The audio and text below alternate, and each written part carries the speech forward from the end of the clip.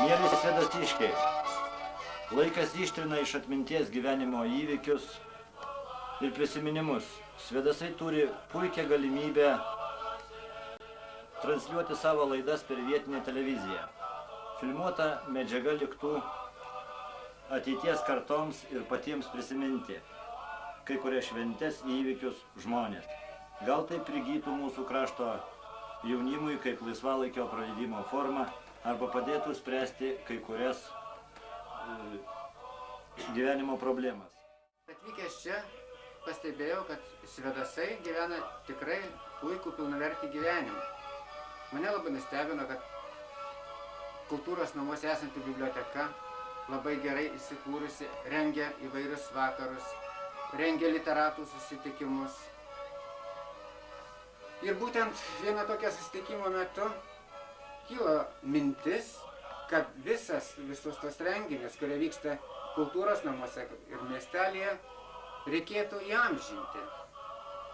Po truputėlį aptarę šitos reikalus su seniūnu, su bibliotekos darbuotojai, pradėjome šitą galimybę po truputėlį įgyvendinti.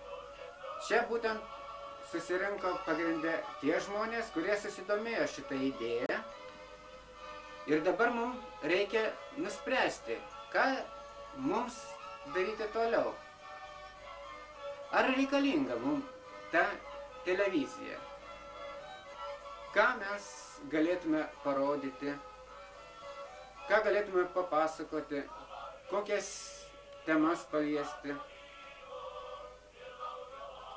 Ir būtų malonu, kad čia esantis būtent tai pasakytų. Dabar be pristatymo galbūt paprasčiausiai pabandykim pafantazuoti. Bus Svedasuose televizija ir kokia jinai bus? Kaip jūs įsivaizduojate? Čia aš pakalbintas čia esančiųjų irgi pritariau tai minčiai, kad esant galimybėm labai būtų ne pro šalį, gana naudinga turėti savo televizijos laidas. Ir tokias mes pradėsime. Kaip čia anksčiau kalbėjęs sakė, žinoma, daug kas priklausys nuo jūsų, Svedasų žmonės, patarimų, pasiūlymų, pataisimų, papildymų. Tada tos laidos bus tikrai tokios, kokių mes norėtume. Na, čia temų įvairių yra, žinoma, kad pirmiausia rūpėtų tiem žmonėms, kurie ne visados gali arba iš viso negali atvykti ir dalyvauti tokiuose renginiuose, kurie būna Svedasuose, išgirsti tiesiog žodžius ten sakomus ir vaizdus ten matomus. Ir senų žmonių yra, ir invalidų, ir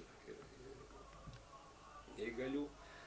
Na, tikėsimės, kad žmonės tikrai tomis laidomis daugiau ir mažiau bus patenkinti.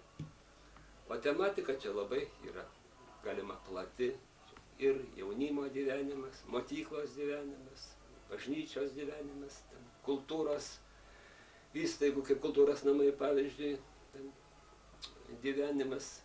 Nu ir pagaliau kartais gal net visiškai paprastų eilinių žmonių buitis, jų patirtis, jų prisiminimai ir ateities perspektyvos. Yra vilties, kad šitos laidos bus ne taip labai retos, kas tiek laiko jos bus rodomos, dar pamatysime ateityje, gal kas porą savaičių, gal rečiau tiek, gal dar kartais ir dažniau, nuo daug ko tas priklausys.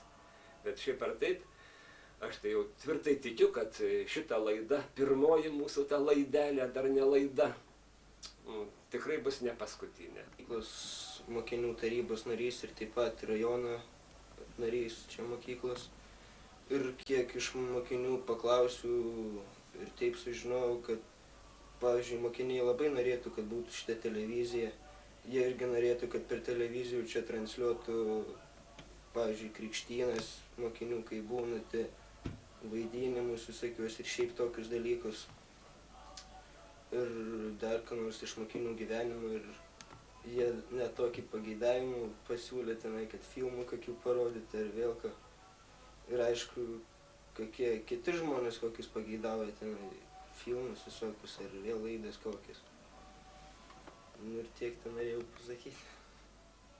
Taigi, mėly Svirasiškiai, atleiskite, kad mes prieš kamerą nemokame elgtis taip, kaip rimti laidų vedėjai, dar smarkiai varžomės, bet manau, su laiku apsiprasim ir žiūrėdami į kamerą mes tiesiog matysim jūs sėdinčius prie ekrano.